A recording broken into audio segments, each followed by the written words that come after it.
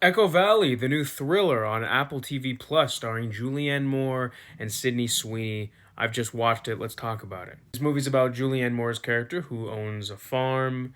She tends to the animals, teaches horse riding lessons, but she has a daughter who comes home one day and gets into some trouble, and mama's got to take care of it. This movie's not a bad thriller to just throw on a weekend or a late night or something.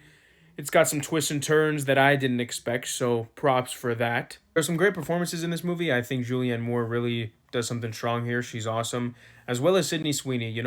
Recently I've been hearing discourse regarding whether or not she can actually act, and to that I say, yeah. She was great in Euphoria. A lot of people say that's she was only good in Euphoria, but she was great in Immaculate, the horror movie of a couple years back.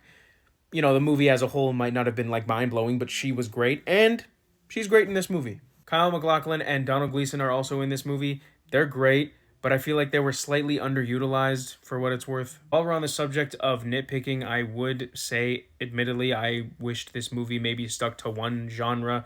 It was jumping around from like heartfelt drama to suspense thriller to almost action thriller. It was a little jarring at some points. At the end of the day, I think this movie's about, codependency, enabling what a mother would do for their daughter, the lengths they would go, unconditional love.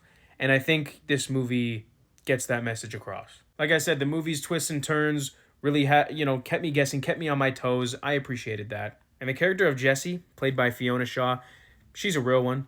For real though. She an MVP. But that's how I feel. Let me know what you think. Have you seen the film? What did you think? Let me know, please. And as always, take it easy.